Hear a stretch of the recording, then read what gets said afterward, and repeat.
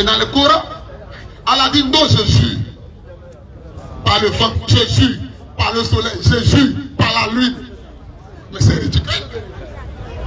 Ah, Dieu dit dans la Bible non, mais Allah dit oui. Il va jurer par le vent, par le soleil, par la lune. Il va après des astres. Et Allah est démontré dans le Coran en tant qu'un astre très éclatant. Alors que l'astre dont parle la Bible, dans cet astre-là, c'est qui? Nous disons à peu près sur Ésaïe 14, verset 12. Ésaïe 14. Oui, vas-y, frère. Ésaïe 14, verset 12. Oui, vas-y. Ésaïe 14, verset 12. Oui, vas-y, frère. Te voilà. Te voilà. Tombé du ciel. Tombé du ciel. Astre brillant. Voilà. L'astre brillant. Fils de l'aurore. Il est le fils de l'aurore, c'est Satan dans la Bible. Tu as bâti à et dans terre. le Coran, Allah est démontré comme étant l'astre brillant. Amen. L'homme qui est Dieu, qui fait la divinité, il est dans le Coran un astre brillant. Il dit qu'il est l'astre éclatant. Frère, tu as dit les sourates là-bas, il faut les prendre en compte. Directement, Mohamed lui-même. C'est pas là le débat, on n'est pas venu démontrer que lui n'est pas ça, lui n'est pas ça. Tu dis Allah il jure par la lumière, mais ton Dieu a juré par la gloire de Jacob. Dans la Bible, tu remis ta tête. C'est pas écrit. C'est un défi, ça n'existe pas.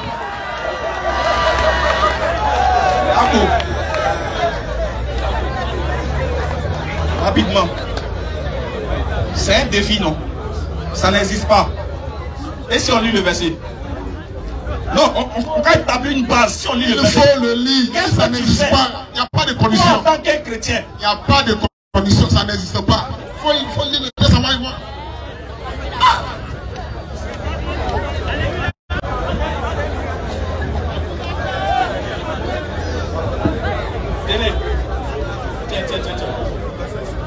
Moi j'ai dit, un pasteur en face d'un musulman, le musulman te dit c'est écrit, tu dis ça n'écrit pas. C'est pas écrit plutôt. Il te demande maintenant si c'est écrit, on fait quoi?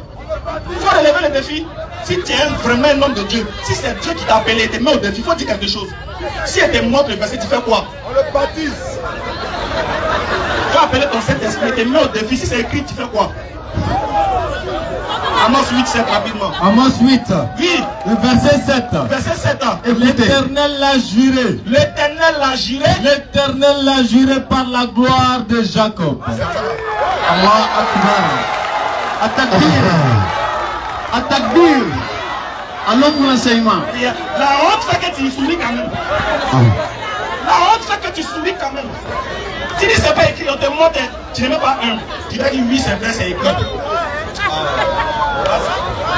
Ok. Maintenant, attends, j'ai fini quelque chose. Il a dit de lui donner, il dit parmi toutes ces Bibles, il dit parmi toutes les Bibles, on n'a qu'à choisir une Bible, non? Et puis on lui donne, il engage le débat dessus. N'est-ce pas? La Bible est la parole. Tu dis non. C'est pas ce qu'il dit. Moi, il est fou. Tu me prêtes des propos, c'est pas ce qu'il a dit. Attends. Moi, il est fou. Voilà. Les frères. Voilà pourquoi Oussa lui a dit la quête des Bibles est la parole de Dieu. Parce que dans les Bibles que nous avons ici, là, il y a des versets qui sont coupés. Il y a des versets qui sont rajoutés. Si c'est la parole de Dieu, qui a enlevé? Qui a rajouté? Et te mets au défi. Lis-moi Marc 15, verset 9 ici. Tu lis, tu me baptises. Faut prendre. Il dit c'est pas lit. La honte. En plus, il m'a. Marc chapitre 16. Le verset 9 ici est coupé. Ça n'existe pas ici. Maintenant, il va vous dire pourquoi c'est coupé. Alors que lui, là, Marc chapitre 16, c'est un chapitre qui fait partie de sa foi. Parce que dans Marc chapitre 16, Jésus a dit, allez faire de toute la terre mes disciples, baptisez-les. Et celui qui croira sera sauvé. Ça fait partie d'un verset. Il y a un verset dedans qui est sa foi. Mais par contre, on te dit que le verset n'existe pas. Pourquoi? Vas-y. Selon des manuscrits fiables. Ce qui veut dire tous ceux qui ont mis foi en Marc chapitre 16, à partir du verset 10 et suite, vous partez en enfer.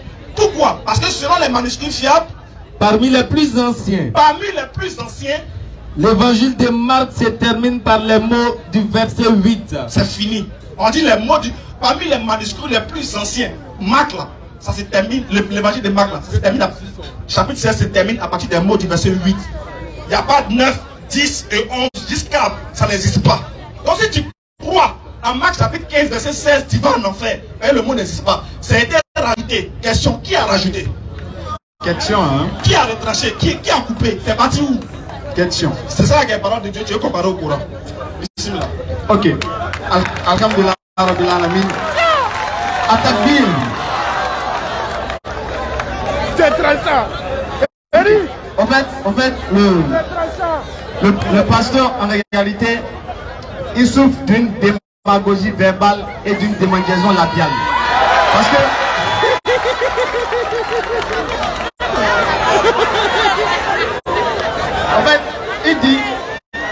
En fait, même selon, il dit que le Dieu du Coran n'est pas celui de la Bible. Et ensuite, il vient dire que ce que le Coran dit est faux. Mais tout à l'heure, tu as pris le verset pour dire que le Coran dit que la Bible et que l'Ancien Testament et le Nouveau Testament, pour toi, la Torah et l'Évangile sont mentionnés dans le Coran. Et tu as cru en ça. Donc si tu dis que le Coran est faux, ce qui veut dire que la Bible est fausse, parce que pour toi, la Bible est mentionnée dans le Coran. Et tu comprends ça? Il comprend pas. Ensuite, tu dis que le Dieu du Coran n'est pas le Dieu de la Bible. Mais c'est normal. Exode 31, verset 17. On dit l'Éternel qui a créé les cieux et la terre, il s'est reposé le 7e jour. Alors que le Coran vient pour corriger la Bible, Surah 50, 38, Allah ne se repose pas. Comment tu veux que ça la même chose?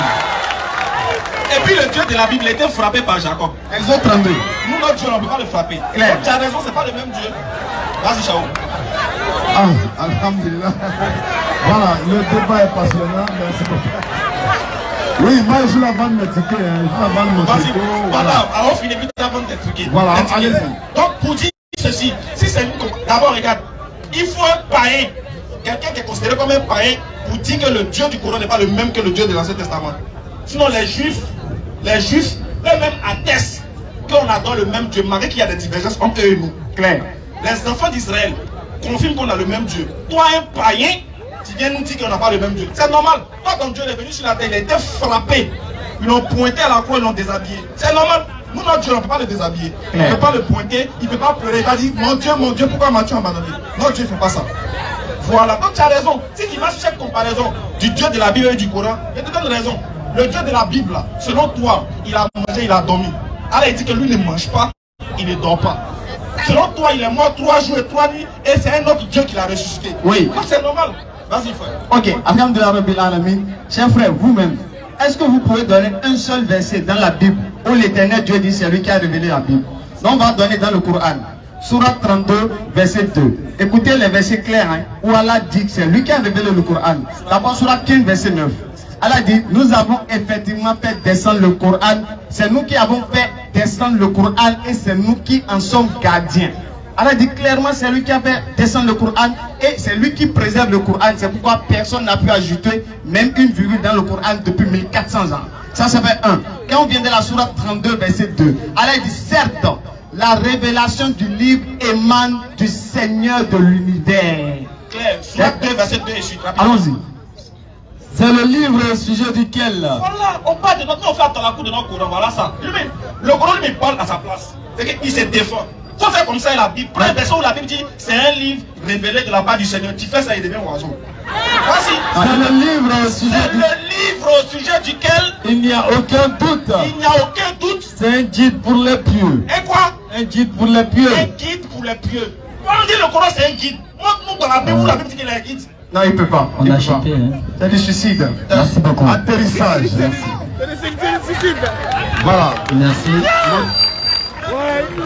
Voilà, alhamdulillah. Donc, comme je